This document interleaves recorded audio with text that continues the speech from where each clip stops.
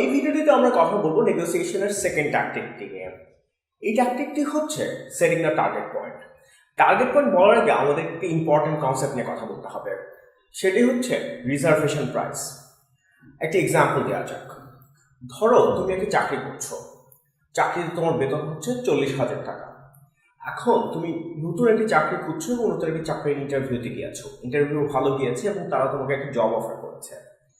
এখন তারা ওই জবে তোমার বেতন বলছে 35,000 টাকা। তোমার বর্তমান চাকরিতে তুমি পাচ্ছ 40,000 টাকা, কিন্তু তোমার নতুন চাকরিতে দিচ্ছে 35,000 টাকা। সুতরাং তুমি কোনোভাবেই কিন্তু ওই বেতনটা তোমার কাছে নেগোশিয়েবল না। অর্থাৎ রিজার্ভেশন প্রাইস হচ্ছে ওই প্রাইসটি যেই নেগোসিয়েশনে যে প্রাইসটির নিচে তুমি নামতে পারো না। তোমার নতুন জবের ক্ষেত্রে অ্যাটলিস্ট তুমি তোমার রিজার্ভেশন প্রাইস সেট করছো 45,000 টাকা।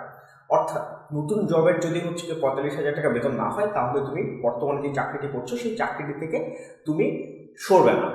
সুতরাং রিজার্ভেশন প্রাইস হচ্ছে বায়ার কিংবা সেলার বা নেগোসিয়েশনের দুটো পার্টি যে মিনিমাম প্রাইসটা তারা এগ্রি করে তাদের নিজেদের কাছে, যে এই প্রাইসের আগে বা পরে আমি নেগোশিয়েট করবো না, অর্থাৎ মিনিমাম এই প্রাইসে আমার থাকতেই হবে।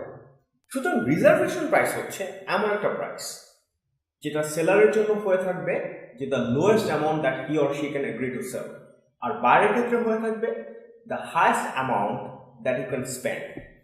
একটা এক্সাম্পল দিই, ক্লিয়ার হয়ে যাবে। ধরো তুমি একটা মার্কেটে শর্ট কিনতে গেছো এবং তোমার ম্যাক্সিমাম বাজেট হচ্ছে 1,000 টাকা। এটা হচ্ছে the highest amount that you can pay. ওই শর্টের জন্য তোমার বাজেট 1,000 টাকা। 1,000 টাকার উপরে 1 টাকা হলেও তুমি সেটা স্পেন্ড করবে না। তাই তোমার রিজার্ভেশন প্রাইস হবে অ্যাজ এ বায়ার 1,000 টাকা। আর সেলার হচ্ছে 600 টাকার নিচে গেলে তার 60 টাকার উপর লস হবে এবং সে কোনোভাবেই 600 টাকার নিচে যাবে না। এটা হচ্ছে the lowest amount that he or she can agree two. এখন রিজার্ভেশন প্রাইস আমরা যখন সেলারের জন্য নির্ধারণ করবো, তখন আমরা দেখবো the lowest amount he or she can agree two, যেটা হচ্ছে কি এই এক্সাম্পলে 600 টাকা। আর যেটা বায়ারের জন্য হবে 1,000 টাকা, বিকজ বায়ার সেটা হচ্ছে তার জন্য এটা তার ম্যাক্সিমাম বাজেট। এখন আশা করি আমরা রিজার্ভেশন পয়েন্টটা বুঝতে পেরেছি। এখন আমরা আমাদের মূল ডিসকাশনে ফেরত যাচ্ছি, সেটি হচ্ছে সেটিং দ্য টার্গেট পয়েন্ট, যেটি ছিল আমাদের নেগোসিয়েশনের সেকেন্ড ট্যাকটিক। নেগোসিয়েশনের এই ট্যাকটিকটি হচ্ছে বেসিকলি এটা বুঝতে পারা যে আমরা যখন একটা নেগোসিয়েশনে যাব, তখন আমাদের আসলে কোন মাইন্ডসেট নিয়ে যাওয়া উচিত। এখন সেটিং দ্য টার্গেট পয়েন্টের 3টি ফ্যাক্টর আছে। প্রথম ফ্যাক্টরটি হচ্ছে তোমাকে আসলে মার্কেট রিসার্চ করতে হবে। একটা এক্সাম্পল দেওয়া যাক।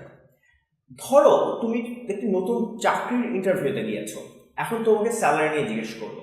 এখন তোমার আসলে স্যালারি তোমার শুরুতে কি বলা উচিত, যে স্যালারি সম্পর্কে তোমার রেসপন্সটা কি হওয়া উচিত।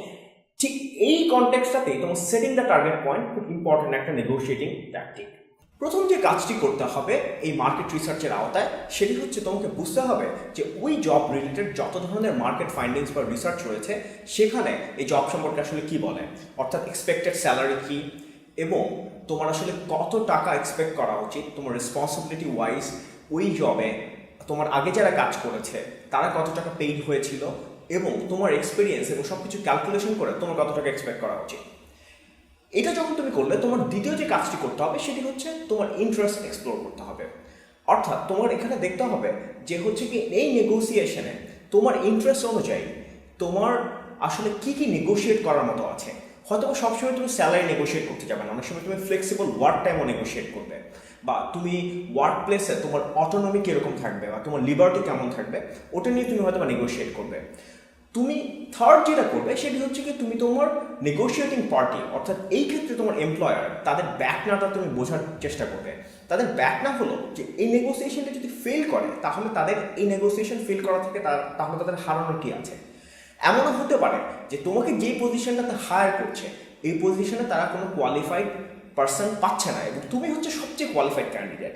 সেক্ষেত্রে কিন্তু তোমার টার্গেট পয়েন্টটা বা যে প্রাইসটা বা যে তোমার জবের যে স্যালারিটা তুমি নেগোশিয়েট করতে পারবে বা অন্যান্য তুমি যে অ্যামেনিটিস বা সুবিধার জন্য তুমি নেগোশিয়েট করতে পারবে সেটা অনেক হাই হবে। সুতরাং বন্ধুরা, সামারাইজ করি, এই ভিডিওতে আমরা কথা বলেছি নেগোসিয়েশনের সেকেন্ড খুব ইম্পর্টেন্ট একটা ট্যাকটিক নিয়ে, সেটা হচ্ছে সেটিং দ্য টার্গেট পয়েন্ট। এবং এটার সঙ্গে আমরা খুবই রেলেভেন্ট এবং ইম্পর্টেন্ট একটা কনসেপ্ট নিয়ে আলোচনা করেছি, সেটি হচ্ছে রিজার্ভেশন প্রাইস। আশা করা যায় এই দুটি কনসেপ্ট তোমরা ইউটিলাইজ করে তোমরা নেগোসিয়েশনের জন্য আরো অনেক বেশি প্রিপেয়ার্ড হবে এবং আরো অনেক বেশি কনফিডেন্ট থাকবে।